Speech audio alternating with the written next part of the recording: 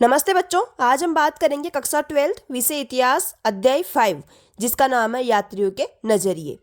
बहुत दिनों बाद अपन वीडियो बना रहे हैं और अब कंटिन्यू अपना सेशन रहेगा क्योंकि एग्जाम जल्दी होने वाले हैं 12 फरवरी से। अपने पास में टाइम बहुत ही कम है और उसी टाइम पीरियड को देखते हुए ही आज मैंने जो यात्रियों के नज़रिए जो लेसन है इसका पूरा वीडियो एक साथ ही बना दिया है। आप इसको अच्छे से देखिएगा, इसके बाहर एक भी क्वेश्चन नहीं जाएगा।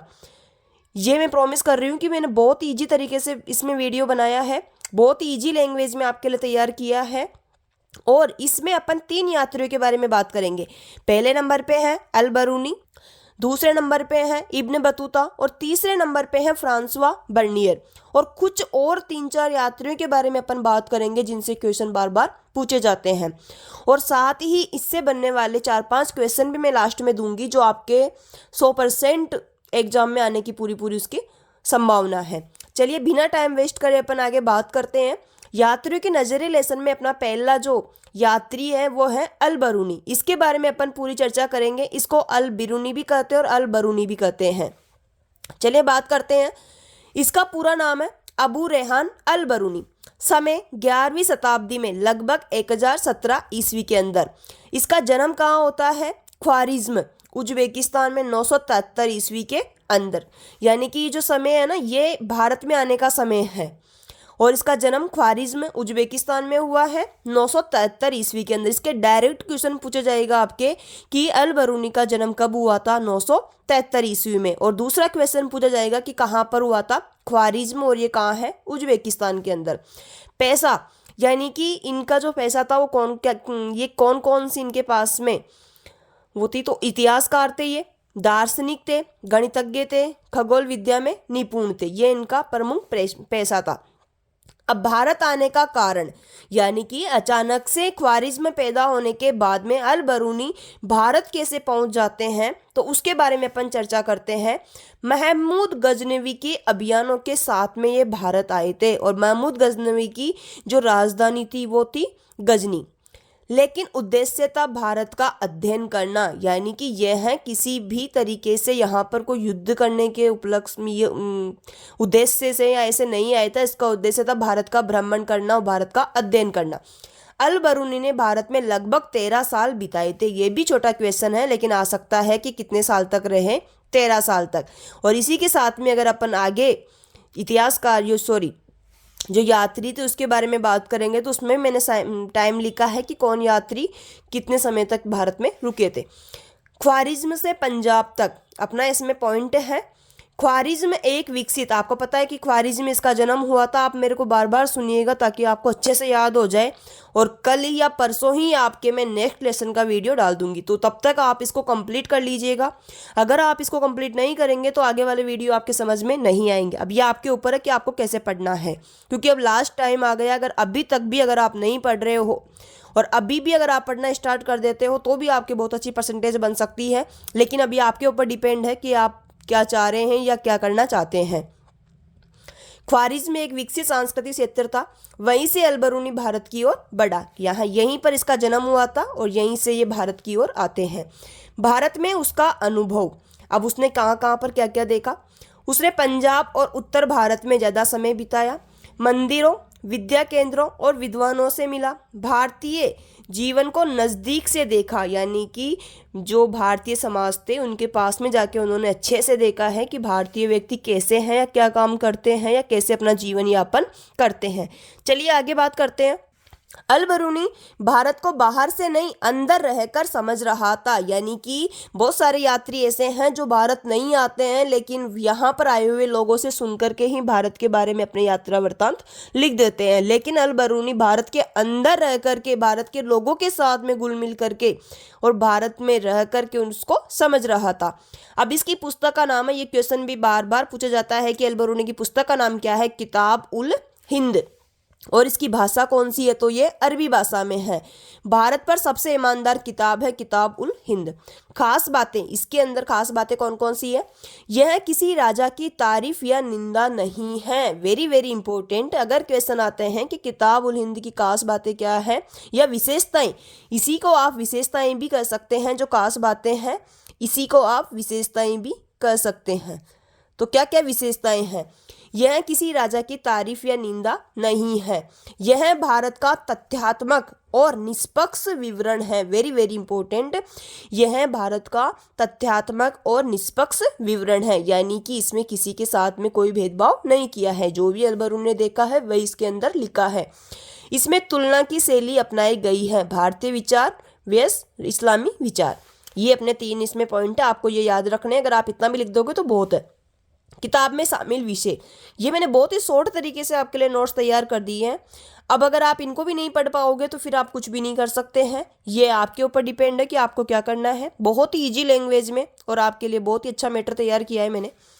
अब इस किताब में, यानी कि कौन सी किताब में? किताब उल हिंद में, इसमें क्या क्या शामिल है? भारतीय धर्म, दर्शन और जीवन दर्शन, जाति व्यवस्था, विज्ञान, गणित, खगोल शास्त्र, त्योहार, रिवाज और सामाजिक जीवन। इनमें से आप अगर 5-6 भी याद रख लेते हो, आपके क्वेश्चन आ जाता है कि किताब उल हिंद में क्या क्या मिलता है या किस किस का विवरण है। तो इन चीज़ों को आपको याद रखना है। भारतीय धर्म के बारे में जानकारी दी गई है, दर्शन और जीवन दर्शन के बारे में बताया गया है, भारतीय जाति व्यवस्था के बारे में बताया गया है, विज्ञान, गणित, खगोल शास्त्र के बारे में बताया गया है, यहाँ के त्योहार, रीति रिवाज और सामाजिक जीवन के बारे में बताया गया है। अब बात करते हैं आगे, अल-बरूनी और संस्कृतिवादी परंपरा। अल-बरूनी जानता था किसी भी देश को समझने के लिए उसकी भाषा समझना जरूरी है। यानी कि जब अल-बरूनी यहाँ आता है तो ये नहीं कि ये बिल्कुल इंटरेस्ट नहीं ले रहा है, इसने बहुत अच्छे से इंटरेस्ट लिया और इसने ये भी समझा कि मेरे को अगर यहाँ के लोगों को समझना है तो सबसे पहले यहाँ की भाषा समझनी होगी, तभी मैं यहाँ के जो रीति रिवाज त्योहार उनके बारे में पता कर सकता हूँ। अब उसने क्या किया? सबसे पहले तो संस्कृत सीखी। यहाँ की भाषा उस समय कौन सी थी? संस्कृत। तो संस्कृत सीखी, वेद, पुराण, उपनिषद पढ़े कि यहाँ के धर्म के बारे में भापा ने बात करी कि इसने किस किस में शामिल किया, तो भारतीय धर्म को शामिल किया। तो वेद, पुराण, उपनिषद पढ़े, ब्राह्मण विद्वानों से चर्चा की और भारतीय ज्ञान को अरबी फारसी में अनुवाद किया। और जब इसने अनुवाद किया तो वहाँ जाकर के भी इसने अपने देश में जाकर के भी यहाँ का प्रचार प्रसार किया। तो अपने लिए इम्पोर्टेंट बात यह है कि इसकी पुस्तक का नाम किताब उल हिंद है, उसमें इन चीज़ों को शामिल किया गया है। और अल-बरूनी समझता था कि मेरे को अगर भारत को समझना है तो सबसे पहले भाषा समझनी होगी। और इसने क्या किया? सबसे पहले संस्कृत सीखी, वेद, पुराण, उपनिषद पढ़े, ब्राह्मण विद्वानों से चर्चा की, भारतीय ज्ञान को अरबी फारसी में अनुवाद किया। चलिए आगे बात करते हैं। अब ये सब करने के बाद में उसकी सोच क्या थी, यानी कि वो क्या चाहता था या कैसे सोचता था?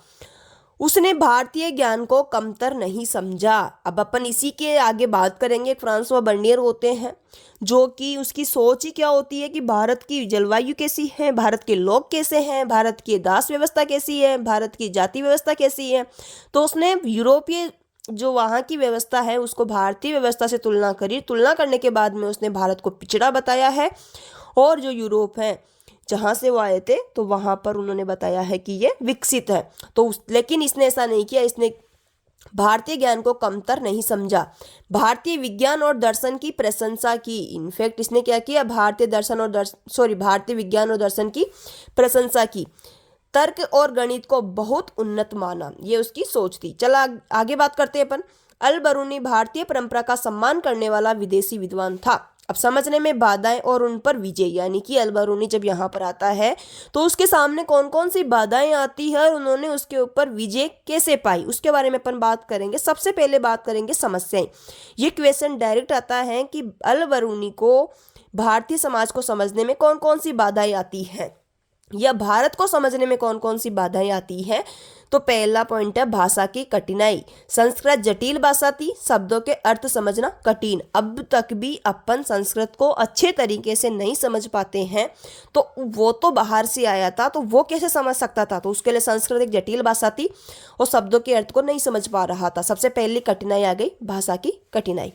दूसरा है सांस्कृतिक अंतर।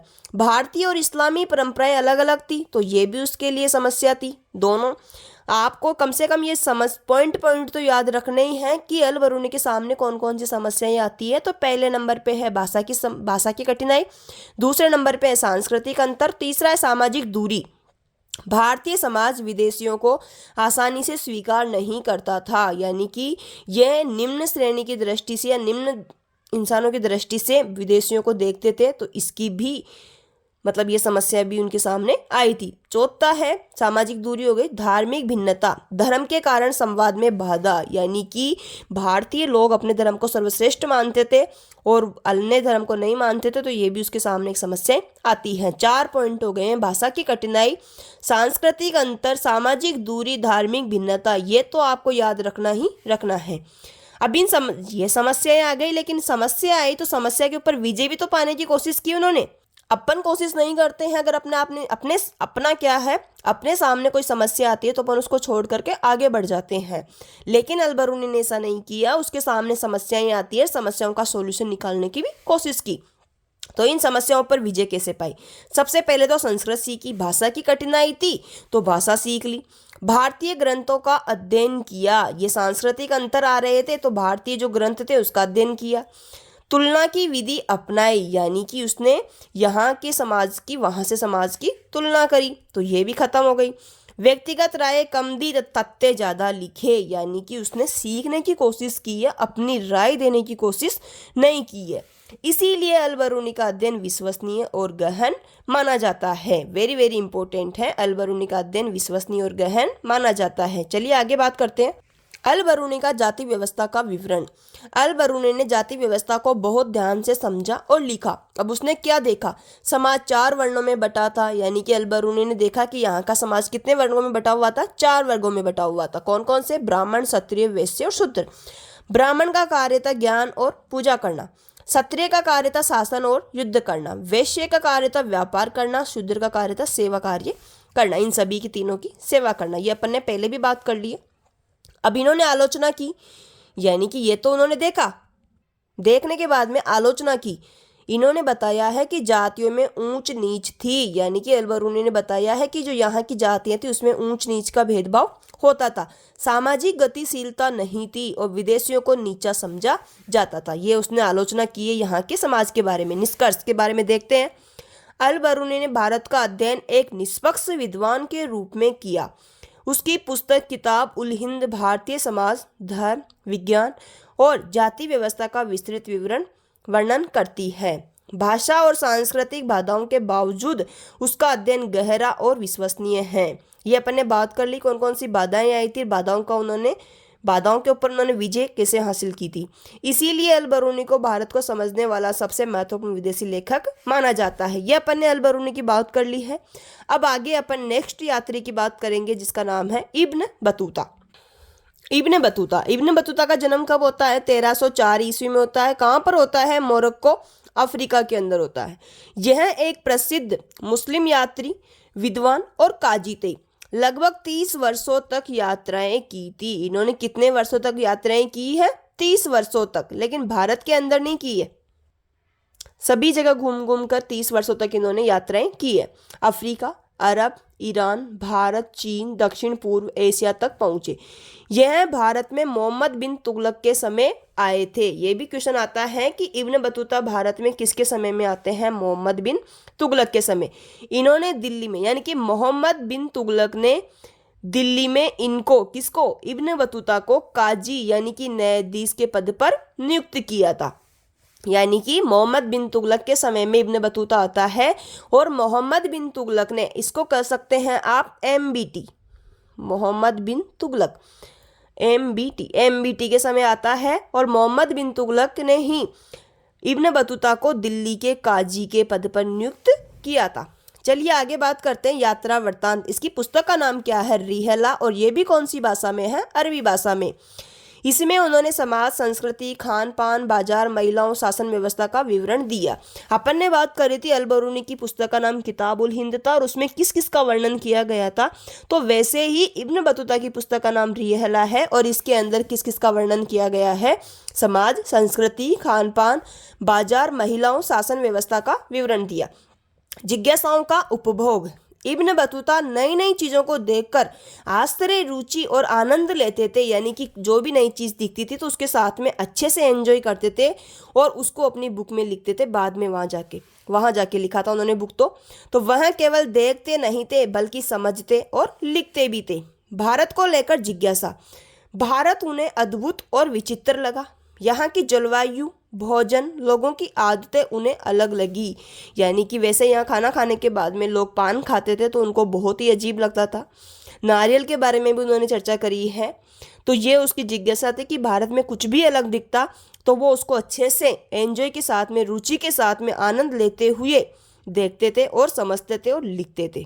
अब इब्न बतूता ने नारियल तथा पान के बारे में क्या लिखा है? डायरेक्ट क्वेश्चन पूछेगा, नारियल के बारे में क्या बताया, पान के बारे में क्या बताया। तो मैंने पॉइंट बना बना के आपके लिए लिखे हैं। नारियल के बारे में इब्न बतूता ने लिखा कि उन्होंने नारियल को मानव सिर जैसा फल बताया है। यानी कि इब्न बतूता वहां जाकर के बताता है कि जो नारियल है वो कैसा दिखाई देता है, मानव के सिर जैसा। 2 आंखें बताइए, नारियल के जैसे 2 आंखें होती है, तो इन्होंने वो भी चर्चा करी है। तीसरा है, नारियल के रेशों की तुलना बालों से की है और खजूर के जैसा पेड़ बताया है नारियल का। ये जाकर के उन्होंने बताया है कि नारियल पहले तो मानव सिर के जैसा होता है, दूसरा उसके 2 आंखें हुई है, तीसरा उसकी तुलना बालों से की है। दूसरे नंबर पे है पान। पान खाने की आदत अजीब लगी। इब्न बतूता के अनुसार भारत के लोग जो पान खाते थे तो वो इब्न बतूता को बहुत ही अजीब लगी। उन्होंने लिखा कि लोग पान को मुंह की सफाई और ताजगी के लिए खाते थे। यानी कि इब्न बतूता वहां जाकर के लिखता है कि जो भारत के लोग हैं वो पान क्यों खाते थे, मुंह की सफाई और ताजगी के लिए खाते थे और भोजन के बाद खाते थे। पान खाने से होठ लाल हो जाते थे। चलिए आगे बात करते हैं बाजार में संगीत। इसके बारे में इब्न बतूता ने क्या बताया है? इब्न बतूता ने लिखा कि भारत के बाजारों में संगीतकार, गायक, नर्तक मौजूद रहते थे। तो ये भी उसको आश्चर्यजनक लगी क्योंकि बाजारों के अंदर कपड़े वगैरह ये बिकते हैं, लेकिन यहाँ के बाजारों के अंदर संगीतकार, गायक, नर्तक मौजूद आदि रहते थे। यह उनके लिए चौंकाने वाला था क्योंकि उनके देश में बाजार केवल आर्थिक गतिविधि के स्थान थे। बाजार सामाजिक मेलजोल के केंद्र थे, लेकिन यहाँ पर जब ये सब बिक रहे थे या खरीद रहे थे या देखा जा रहा था तो उनको वो बात भी बहुत अजीब लगी। डाक व्यवस्था। अब यहाँ पर वहां जाकर के यह इब्न बतूता अपने यहाँ की डाक व्यवस्था के बारे में बताते हैं कि भारत के अंदर 2 प्रकार की डाक व्यवस्था है, घुड़सवार डाक व्यवस्था और पैदल डाक व्यवस्था। अब डाक व्यवस्था का महत्व क्या है? आपके क्वेश्चन, डायरेक्ट क्वेश्चन आ सकता है कि इब्न बतूता के अनुसार डाक व्यवस्था के बारे में बताइए। तो 2 प्रकार की है, घुड़सवार और पैदल। अब इसका महत्व क्या था, यानी कि क्यों जरूरी थी डाक व्यवस्था? प्रशासनिक नियंत्रण मजबूत होता था, दूर दराज क्षेत्रों से तुरंत सूचना मिलती थी, व्यापार और सुरक्षा में सुविधा होती थी। तीनों पॉइंट बहुत ही इंपॉर्टेंट है, आपको ये याद रखने हैं। प्रशासनिक नियंत्रण मजबूत होता था, यानी कि प्रशासन से संबंधित एक स्थान से दूसरे स्थान पर सूचना पहुंच जाती थी। दूर दराज क्षेत्रों से तुरंत सूचना मिलती थी, यानी कि दूर दूर क्षेत्रों में फैली हुई जो भी सेना वगैरह होती थी तो वो एक स्थान से दूसरे स्थान पर सूचना दे देते थे। व्यापार, अगर व्यापार करने के लिए जैसे किसी को सामान चाहिए होता था तो वो पोस्ट के थ्रू, यानी कि डाक व्यवस्था के थ्रू अपना जो व्यापार से संबंधित जो भी सामान होते थे या फिर जो सूचना होती थी वो भिजवा देते थे। तो यह आपको याद रखना है। चलिए आगे बात करते हैं। इब्न बतूता के अनुसार दास प्रथा के बारे में क्या बताया है, महिलाओं के बारे में क्या बताया और सती प्रथा के बारे में क्या बताया, इसके बारे में अपन चर्चा करेंगे। सबसे पहले है दास प्रथा। अब आपको इसके अंदर ऐसे डायरेक्ट पॉइंट नहीं लिखने, उसके अंदर आप डिटेल में लिख सकते हो कि इब्न बतूता के अनुसार दास प्रथा बहुत प्रचलित थी। तो ये आपकी थोड़ी बड़ी लाइन हो जाएगी, मैंने शॉर्ट में लिखा है लेकिन आप इसको बड़ा करके लिख सकते हो। तो दास प्रथा के बारे में इब्न बतूता ने बताया है कि दास प्रथा बहुत प्रचलित थी। दास, अब ये कार्य क्या क्या करते थे, तो घरेलू कार्य, खेती और प्रशासन में लगाए जाते थे। ये अपने को भी पता है कि अगर कोई नौकर रखेंगे तो उससे घरेलू कार्य भी करवाएंगे, खेती भी करवाएंगे और प्रशासन यानी कि कोई सामान वामान लाने का कार्य भी उनसे करवाएंगे। यानी कि अपने घर से संबंधी जो भी प्रशासन, जैसे अब उस समय तो क्या होता था, युद्ध में लगाते थे उनको। दासों को उपहार और दान के रूप में दिया जाता था। जब इब्न बतूता भी मोहम्मद बिन तुगलक से मिलने के लिए जाते हैं तो ये भी दास लेकर के जाते हैं उनको गिफ्ट देने के लिए। तो इब्न बतूता ने लिखा है कि दासों को उपहार और दान के रूप में भी दिया जाता था। तीनों पॉइंट आपको याद रखना है। पहला तो दास प्रथा बहुत प्रचलित, इनके कार्य क्या थे, घरेलू कार्य, खेती और प्रशासन, और दासों को उपहार और दान के रूप में दिया जाता था। आगे बात करें महिलाओं के बारे में। इब्न बतूता ने महिलाओं के बारे में क्या लिखा है। इब्न बतूता के अनुसार भारतीय महिलाएं परंपराओं का पालन करती थी, यानी कि जो भी परंपराएं इनके बड़े बुजुर्गों ने बनाया था उनका पालन भारतीय महिलाएं करती थी और करती है। आज भी बहुत सारी ऐसी महिलाएं हैं जो अपनी परंपराओं का पालन करती हैं। वे रंगीन वस्त्र और आभूषण पहनती थी, आज भी पहनती है। आज के अकॉर्डिंग आप तुलना कर सकते हैं कि भारतीय परंपरा का पालन आज भी करती है, रंगीन वस्त्र और आभूषण पहनती है। महिलाओं की स्थिति क्षेत्र और वर्ग के अनुसार अलग अलग थी, आज भी हैं कि जिस महिला की स्थिति उस क्षेत्र में जैसी है और वर्ग में जैसी है तो अलग अलग स्थिति रहती है, तो यह आज भी है। कुछ सामाजिक रीति रिवाज कठोर थे, जैसे सती प्रथा थी, आज नहीं है लेकिन उस टाइम थी, तो इनके बारे में उसने लिखा है, सती प्रथा के बारे में लिखा। कुछ हिंदू स्त्रियां पति की मृत्यु पर चिता पर जल जाती थी, यानी कि जब पति की मृत्यु हो जाती थी तो जबरन यानी कि जबरदस्ती पति की चिता पर महिलाओं को भी लेटा दिया जाता था और रस्सी से बांध दिया जाता था ताकि वो उठ करके भागे नहीं, यानी कि दबाव में आकर के स्त्रियां अपने पति के साथ में जल जाती थी। समाज में सती प्रथा को सम्मान की दृष्टि से देखा जाता था और जो स्त्रियां सती होती थी उनको समाज सम्मान की दृष्टि से देखता था। यह प्रथा इब्न बतूता को आश्चर्यजनक लगी कि ऐसा भी होता है कि स्त्रियों को जिंदा जलाया जा रहा है, तो इसको तो यह आश्चर्यजनक लगी थी। इसे उसने कठोर और अमानवीय बताया है, यानी कि इस प्रथा की उसने आलोचना करी है। दो यात्री की अपन ने बात कर ली है। पहले नंबर पे अल बरूनी, दूसरे नंबर पे है इब्न बतूता। दोनों की पुस्तकों की अपन ने बात कर ली है। अल बरूनी की पुस्तक का नाम है किताबुल हिंद और इब्न बतूता की पुस्तक का नाम है रियला। दोनों के जन्म स्थान के बारे में बात कर ली अपन ने, कब उनका जन्म हुआ है, वो भारत में किसके समय में आते हैं और क्या क्या करते हैं और क्या क्या यहाँ पर उन्होंने आकर के बताया है। अब आगे बात करेंगे अपन फ्रांसवा बर्नियर के बारे में, जो कि पैसे से क्या थे, डॉक्टर यानी कि चिकित्सक। इनका जन्म कब होता है, 1620 ईस्वी में होता है और कहाँ होता है, फ्रांस में होता है।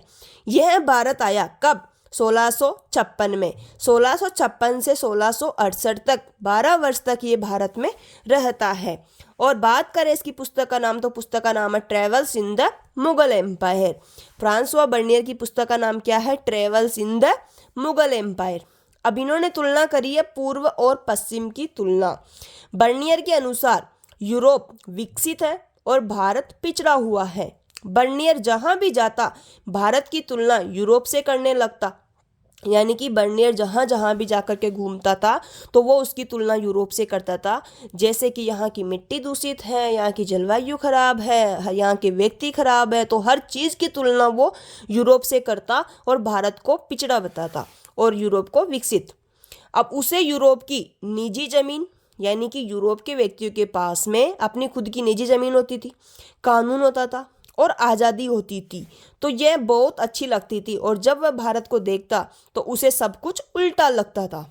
अब मुगल सेना के साथ यात्रा, यानी कि जहाँ जहाँ मुगल सेना जाती तो बर्नियर भी उनके साथ में वहीं जाता। एक दिन बर्नियर मुगल सेना के साथ निकल पड़ा, जहाँ सेना जाती वह भी उनके साथ चलता। रास्ते में उसने देखा गांव, रास्ते जब वो जा रहा था तो उसने गांव भी देखे, खेत भी देखे और सैनिकों के शिविर देखे, खाने पीने और रहने की व्यवस्था देखी। यानी कि बर्नियर मुगल सेना के साथ जाता है और इन सभी का भी भ्रमण करता है। चलिए आगे बात करते हैं कि भ्रमण करने के बाद में उसने क्या देखा। इस यात्रा से उसे असली भारत देखने को मिला, केवल महल नहीं बल्कि आम लोगों का जीवन। अब बात करते हैं अपविकसित पूर्व। भारत घूमने के बाद बर्नियर ने कहा यह देश विकसित नहीं है। जब वो भारत में घूमता है तो घूमने के बाद में बर्नियर कहता है कि यह देश विकसित नहीं है। उसने सोचा यहाँ लोग गरीब, किसान दुखी है और व्यवस्था भी ठीक नहीं है। यानी कि वो यहाँ के लोगों को देख करके अनुमान लगाता है कि यहाँ के लोग बहुत गरीब हैं, किसान बहुत दुखी है, व्यवस्था भी ठीक नहीं है। और इसका कारण, अब इन सभी का कारण उसने क्या बताया है, भूमि स्वामित्व, यानी कि जमीन का मालिक राजा है, किसान नहीं। यानी कि बर्नियर ये मानता था कि यहाँ की जो भारत की जमीन है उसका मालिक राजा होता था, सब कुछ राजा के पास होता था, किसान के पास में कुछ भी नहीं होता था। अब देखते हैं, इसी में आगे बात करते हैं भूमि स्वामित्व का प्रश्न। बर्नियर ने लिखा किसान जमीन का मालिक नहीं, राजा जब चाहे जमीन छीन सकता है। यह बर्नियर ने लिखा है कि किसान जमीन का मालिक नहीं होता था, राजा ही जमीन का मालिक होता था और राजा जब चाहे जमीन छीन सकता था। इसीलिए किसान सोचता है जब जमीन मेरी है ही नहीं तो मैं इसे सुधारने में मेहनत क्यों करूं। ये सब बर्नियर कह रहा है कि जो जमीन होती थी उसका मालिक राजा होता था, किसान नहीं, तो इसीलिए किसान उसको सुधारने की कोशिश नहीं करता था, क्योंकि उसको पता था कि जमीन मेरी नहीं है, ये राजा की जमीन और राजा कभी भी मेरे से छीन सकता है। बर्नियर के अनुसार इसी वजह से खेती पिछड़ी रह गई। एक अधिक जटिल सामाजिक सच्चाई। बर्नियर को लगा समाज में सिर्फ दो ही लोग हैं, यानी कि दो ही भागों में बटा है समाज, एक तो बहुत अमीर लोग हैं और दूसरा बहुत गरीब लोग हैं। लेकिन ऐसा सच नहीं था। सच ये था कि यहाँ पर व्यापारी भी थे, कारीगर भी थे, जमींदार भी थे और मध्यम वर्ग के लोग भी थे। यानी कि बर्नियर के द्वारा बताई गई हर एक बात भी पूरी तरीके से सच नहीं थी, यहाँ पर ये लोग भी विद्यमान थे। बर्नियर के अनुसार सती प्रथा, जैसे इब्न बतूता ने बुराई करी थी वैसे ही बर्नियर ने भी करी थी। और कहा जाता है कि बर्नियर ने तो एक लड़की को अपने पति के साथ जब जलाया जा रहा था तो वहां से बचा करके भी लेके आया था। तो भारत में प्रचलित सती प्रथा के बारे में लिखा। उसने देखा कि पति की मृत्यु के बाद स्त्री को चिता पर बैठाया जाता है। समाज और परिवार का दबाव होता था, यानी कि लड़की को जबरदस्ती ही सती किया जाता था। उसने महसूस किया यह परंपरा स्त्री की इच्छा से नहीं बल्कि दबाव से निभाई जाती है। बर्नियर भारत को नहीं, भारत में अपनी सोच को ढूंढ रहा था। वेरी वेरी इंपॉर्टेंट, यानी कि बर्नियर जब यहाँ आता है तो भारत को नहीं, भारत में अपनी सोच को ढूंढ रहा था। अब इसी के साथ में हमने तीनों यात्रियों के बारे में अपन ने बात कर ली है। अब यहाँ पर मैंने 3-4 यात्री और लिखे हैं जो कि पूछे जाते हैं कि ये कहाँ से आते हैं। सिर्फ आपको इतना याद रखना है, मार्को पोलो इटली से आए थे, दूरते बारबोसा पुर्तगाल से आए थे, 1518 ईस्वी में भारत की यात्रा करते हैं और 1521 में इनकी मृत्यु हो जाती है। पीटर मुंडी कहाँ से आते हैं? इंग्लैंड से। और तेवर्नियर फ्रांस से। तेवर्नियर और बर्नियर दोनों फ्रांस से थे। ये भी क्वेश्चन आता है कि तेवर्नियर ने भारत की यात्रा कितनी बार करी, तो 6 बार भारत की यात्रा की थी तेवर्नियर ने। ये चारों यात्रियों को भी आपको याद रखना है। मार्को पोलो इटली, दूरते बारबोसा पुर्तगाल, पीटर मुंडी, मुंडी इंग्लैंड, तो मुंडी इंग्लैंड, तेवर्नियर फ्रांस। बर्नियर के साथ में तेवर्नियर भी आपको याद रह जाएगा। तेवर्नियर, बर्नियर, फर्नियर सब फ्रांस से आए थे। इसी के साथ में अपन इसके बारे में महत्वपूर्ण प्रश्नों की बात कर लेते हैं। ये 5 प्रश्न मैंने लिखे हैं, ये वो प्रश्न हैं जो क्वेश्चन आपके मतलब इस बार बोर्ड एग्जाम में पूछे जा सकते हैं। छोटे छोटे क्वेश्चन मैंने लिखे हैं, जैसे इस लेसन से संबंधित 5 क्वेश्चन मैंने लिखे हैं जो कि बहुत ही ज़्यादा इंपॉर्टेंट हैं। पहले नंबर पे है, मुगल कालीन शहरों को श्रीनगर किसने कहा था? आप एक बार सोच के देखिए कि मुगल कालीन शहरों को श्रीनगर किसने कहा था? बताइए किसने कहा था?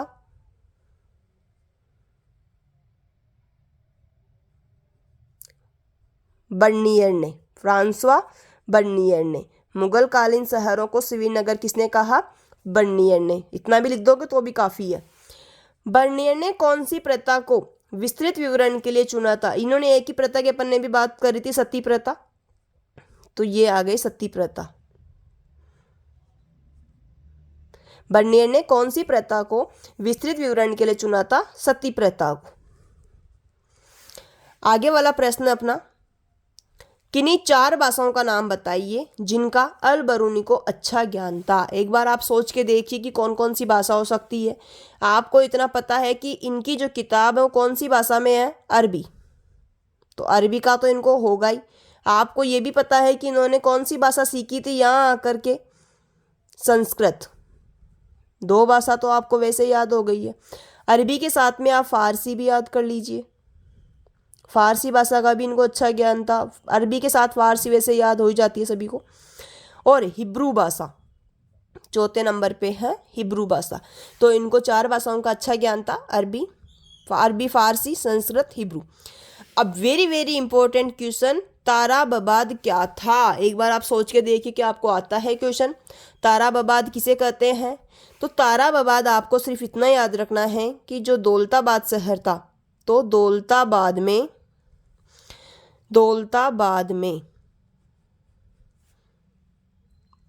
पुरुष, याद रखना इंपॉर्टेंट है इसलिए मैंने इनके आंसर पहले नहीं लिखे थे। ताराबाद में पुरुष और महिला, ताराबाद में पुरुष और महिला गायकों के लिए दौलताबाद में पुरुष और महिला गायकों के लिए, यानी कि पुरुष गायक और महिला गायक, पुरुष और महिला गायकों के लिए एक बाजार था।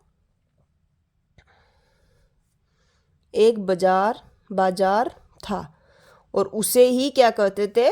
ताराबाद। उसे ताराबाद कहते थे। क्या कहते हैं?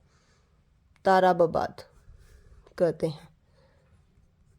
ताराबाद क्या था? दौलताबाद में पुरुष और महिला गायकों के लिए एक बाजार था, उसे कहते थे ताराबाद। आगे वाला अपना प्रश्न है, 16वीं शताब्दी में अकबर के काल का सरकारी इतिहासकार कौन था? ये भी आपको याद होना चाहिए वैसे। अबुल फजल।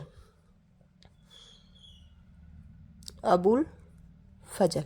ये 5 प्रश्न जो कि इंपॉर्टेंट हैं। अब आपको कंप्लीट पढ़ने के बाद में कमेंट में लिखना है कौन कौन सी बुक। सबसे पहले अल बरूनी की बुक, दूसरे नंबर पे इब्न बतूता की बुक, और हो सके तो लैंग्वेज भाषा भी लिख देना, इब्न बतूता। और तीसरे नंबर पे है बर्नियर की पुस्तक का नाम। तीनों की पुस्तकों का नाम आपको कमेंट में लिखना है, बुक कौन सी है।